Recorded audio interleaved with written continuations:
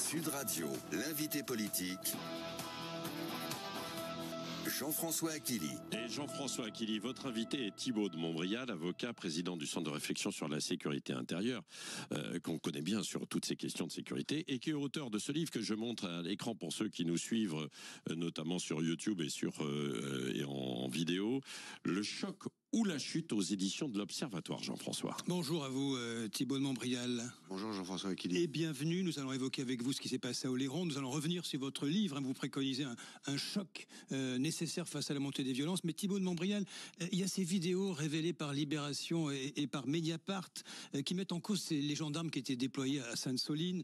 Vous les avez vus, ces vidéos, j'imagine. Je rappelle que vous êtes lieutenant-colonel de la réserve opérationnelle de la gendarmerie. Ordre est donné de tirer dans la gueule des manifestants, de faire du tir tendu. Qu'est-ce que vous dites ce matin? Comment vous réagissez? Ces vidéos, elles montrent la réalité de ce que les gendarmes ont subi à Sainte-Soline. C'est-à-dire qu'il faut les regarder avant tout comme étant une manière de documenter les faits auxquels les forces de l'ordre ont été exposées ce jour-là. D'ailleurs, la raison pour laquelle les caméras piétons ont été installées sur les uniformes des forces de l'ordre, et c'est une mesure à laquelle j'ai été profondément favorable, je le suis évidemment toujours, c'est pour montrer la réalité. Et ce que je voudrais dire ce matin aux auditeurs qui peuvent s'interroger sur le type de langage qui est utilisé, c'est que ce sont des scènes véritablement de combat. Ce jour-là, il y a eu 47 gendarmes blessés à Sainte-Soline, dont 2 qui ont été en urgence absolue. Et c'était avant le décret qui autorise l'emploi des drones par les forces de l'ordre. Et ce jour-là, les émeutiers, les gens qui étaient venus en découdre, étaient tellement organisés que non seulement ils avaient des cocktails Molotov, des boules de pétanque avec de l'acide, etc., mais en plus ils avaient des drones, alors que les forces de l'ordre n'en avaient pas. Oui. C'est-à-dire que la supériorité aérienne était celle de l'extrême gauche. Donc, quand on est dans un combat, parce que c'est un combat, on parle pas comme quand on est au Grand Oral de l'ENA. On parle pas comme quand on est au Grand Oral de l'ENA. C'est quoi, c'est une scène de guerre? Oui, c'est bien sûr que c'est une scène de guerre. C'est une scène de guerre à laquelle... Ça parle de kiff. Mais attendez, là encore, quand vous êtes jeune et que vous êtes policier ou gendarme, vous vous engagez pour aider nos concitoyens et pour protéger la loi et l'ordre. Mais vous êtes aussi dans une volonté d'action. Donc quand il y a de l'action comme ça, il y a de l'adrénaline. Vous savez, si on va écouter les chirurgiens à la sortie des salles d'opération, ce qu'on appelle les blagues de salle de garde à l'hôpital, que si on écoute les pilotes de chasse quand ils rentrent d'une mission très stressante, les gens se lâchent. Et dans l'action, quand on est au contact, Jean-François Aquili, qu'on commande, on dit pas, monsieur, s'il vous plaît, est-ce que vous pouvez avoir la gentillesse d'utiliser votre Donc élément... vous dites c'est de l'adrénaline. Bien sûr que c'est de l'adrénaline pure. Donc que ces vidéos sortent, il y aura une enquête pour savoir qui les a fait sortir. L'enquête de l'IGGN, commandée par Laurent Nunez. On verra. Et pour moi, c'est simplement de la documentation de l'extrême violence à laquelle les gendarmes ont été soumis. Et encore une fois, on peut pas attendre de gens en pleine action qui parlent comme à l'ENA. La France Insoumise réclame une commission d'enquête. Oui, la France Insoumise est dans son rôle incendiaire, comme d'habitude. Vous savez, la France Insoumise n'a jamais condamné les violences contre les policiers, contre les gendarmes. Elle a toujours soutenu, au moins indirectement, les auteurs de troubles parfois graves à l'ordre public. Elle a dans ses rangs au moins un député qui est fiché S et qui est à la tête du seul groupe véritablement étymologiquement fasciste qui est en France, à la Jeune Garde. Oui. Donc, la France Insoumise, c'est business as usual pour la France Insoumise. Thibault de Montbrial. Business contre la France. Oui, business contre la France, vous dites. De la France Insoumise, oui, bien sûr. Thibault de Montbrial, Oléron, le profil, on attend ce que va dire le procureur, le profil de cet homme qui a percuté 5 personnes, quel est-il selon vous? Alors, ce qui est intéressant, c'est que vous me dites, on attend ce que va dire le procureur. Oui. Moi, ça m'intéresse moyennement ce que va dire le procureur. Pourquoi? Parce que ce matin, nous sommes dans une interview, j'ai écouté le lancement, c'est l'interview politique. Donc, c'est pas une interview juridique, c'est une interview politique. Il y a un fait. C'est un fait de violence très grave, qui est un fait politique, qui va être juridiquement qualifié.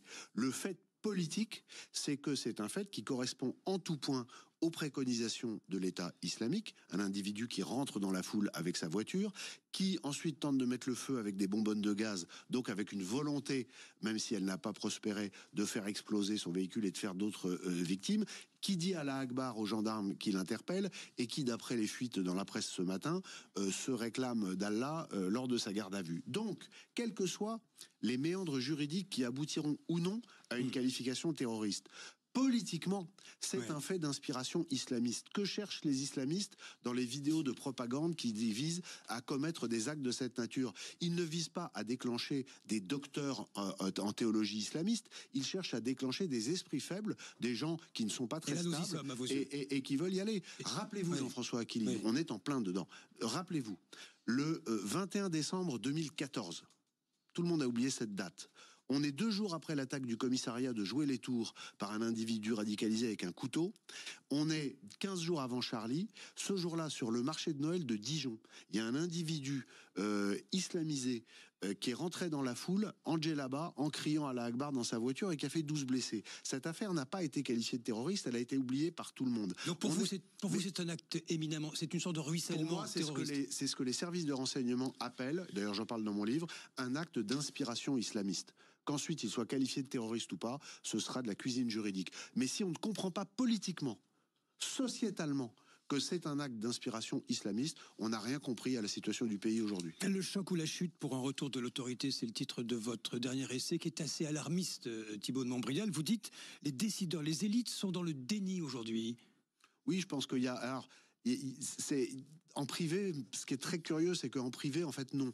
En privé, les gens reconnaissent la gravité de la situation, mais les élites qui ne sont pas les élites politiques, les élites économiques, les élites médiatiques, etc., les gens qui habitent dans les quartiers qui sont encore très protégés, ont une tendance, mais vous savez, c'est l'esprit humain qui est ainsi fait. L'homme a toujours du mal à prévoir l'orage par beau temps, dit Machiavel. Donc les gens minimisent le risque, mais quand vous allez, vous savez, comme président du centre de réflexion sur la sécurité intérieure, j'ai fait 33 réunions publiques en 18 mois. J'ai vu plus de 5000 personnes, dont plus de 500 élus locaux partout en France.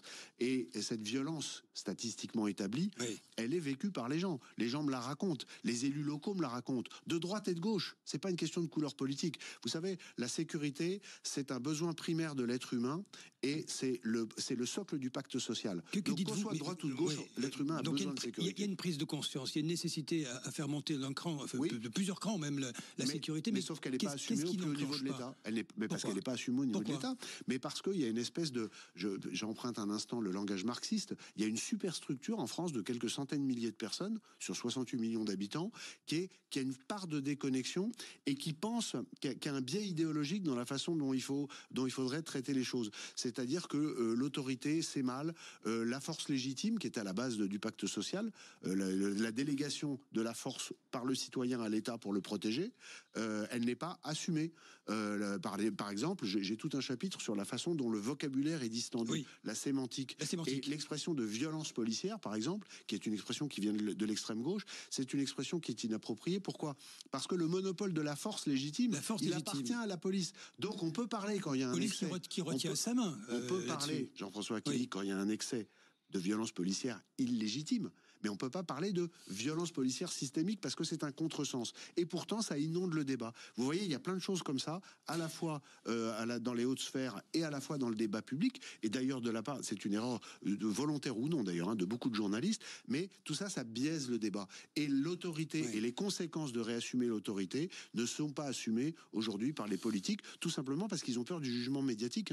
Faut pas aller chercher midi à 14h. C'est la mécanique électorale qui prévaut? Non, parce que si c'était la mécanique électorale, le peuple, partout où je vais et dans toutes les enquêtes d'opinion sur les attentes du peuple, même les gens qui se disent de sensibilité de gauche demandent un retour de l'autorité. Donc si c'était électoral, Jean-François Aquili, il y aurait un tour de vis terrible. Mais c'est pas électoral parce que c'est idéologique. Thibault de Montbrial, faites un comparatif entre les émeutes de 2005 et les émeutes de 2023. Oui. C'est très analytique ce que vous faites. Vous constatez une évolution. Celles de 2023, elles sont partout. Et les armes ne sont pas sorties, c'est ce que vous dites. Ce qui nous a sauvés, ce qui nous sépare encore d'une bascule absolue de violence, c'est que en 2023, beaucoup plus de violence qu'en 2005, des émeutiers qui quittent leur quartier pour aller dans les centres-villes, mais ils demandent aux grands trafiquants qui ont le monopole des armes de guerre d'utiliser les armes contre la police et la gendarmerie, et les narcotrafiquants refusent. Pourquoi? Parce qu'eux, ils sont dans une logique de business. S'il y avait eu des dizaines ou des centaines de morts pendant les émeutes de 2023, il y aurait eu un état d'urgence, peut-être un déclenchement d'article 16 de la Constitution, et pendant des mois, on n'aurait plus pu faire de business. Donc c'est une logique de business des délinquants qui a sauvé le pays en 2023. Mais 90% à peu près, en tout cas une très grande majorité, des délinquants et des grands délinquants sont d'origine ou de culture arabo-musulmane. Et le jour où il y aura un fait qui provoquera, et je pense que ce sera un fait sur l'identité, qui provoquera un tsunami d'émotions, qui transcendra tout ça et qui fera que la rationalité Pardon ? Vous pensez à quoi ? Je pense à une sorte de 7 octobre français, qui est un vrai sujet dans les services de renseignement, dont j'ai parlé avec des gens de renseignement français, des gens de renseignement israélien, des gens de renseignement américain. Tout le monde, compte tenu des failles qu'il y a en France, pense qu'il y a un vrai risque. Et le jour où il y aura un événement qui, par l'émotion, transcendra la rationalité business de la grande délinquance, les armes de guerre seront utilisées et on aura une submersion de violence. Mais Jean-François Kelly, c'est pas un fantasme que j'ai ou une surinterprétation de choses qu'on me dit. Ce sont des choses dont on me parle, d'une part, et ce qui est nouveau, ce sont des scénarios auxquels la police et la gendarmerie se préparent, ce qui n'était pas le cas jusqu'à il y a quelque temps. Au final, vous proposez quand même de sortir de cette montée des violences en France. C'est l'objectif. Oui, il y a quand même préconisation. Vous dites sur la justice, par exemple, il faut aller au bout des OQTF. Il n'y a pas que ça dans vos propositions. Il y a toute une sorte d'une batterie de propositions. On n'a plus le temps, mais il y a moyen de s'en sortir aujourd'hui où c'est désespérant et on n'y arrivera pas. En 2 mots, il faut de la volonté politique. Les outils juridiques, il y a des choses à améliorer, mais globalement, on les a. Police, sécurité, justice, immigration, il faut reprendre la main. Mais pour finir, le vrai espoir, moi je porte une espérance. Il y a un tiers de solutions dans le livre. Oui. Il y a un tiers du livre qui est sur des solutions. Je pense qu'il faut que nous reconstruisions un pays où on a envie de vivre ensemble, étymologiquement.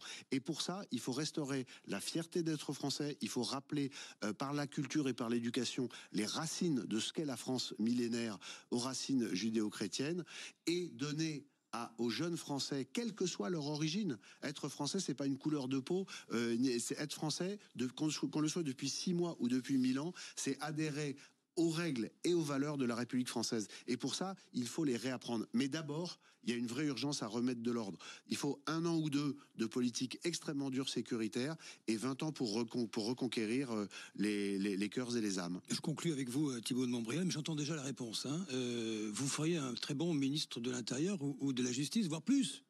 Vous vous engagez en politique ? Moi, vous savez, j'ai déjà les ennuis puisque j'ai des fatwas, des menaces de toutes sortes compte tenu de mes positions depuis 10 ans. Le pas est déjà franchi. Moi, je suis prêt. Les gens veulent un changement de la génération de politique. Il y aura des gens de la société civile et je serai prêt à prendre ma part. Il y a aussi aujourd'hui des jeunes élus locaux formidables. Il y a une volonté de changement que les élites parisiennes n'imaginent pas. Et je pense qu'à un moment, il y a une vague qui va arriver d'une manière ou d'une autre. Je pense que j'en ferai partie. Merci à vous, Thibault de Montbrial. Merci. Merci, Thibault de Montbrial. Donc, je rappelle ce livre, France, le choc ou la chute. Bien sûr, vous pouvez réagir à ce que vous venez d'entendre à l'instant avec Thibault de Montbrial. Les élites ont tendance à minimiser le risque. Le risque comme des actes d'inspiration islamiste. C'est ce que vous avez dit à propos de ce qui s'est passé en fait à Oléron. Qu'est-ce que vous en pensez ? J'aimerais vous entendre au 0826 300 300. Et il faut des mots très forts. Il faut 1 an ou 2 d'une politique extrêmement ferme pour la sécurité, bien sûr, et la menace d'un 7 octobre à la française. J'aimerais vous entendre et puis nous allons en parler avec Elisabeth Lévy, Françoise de Gois.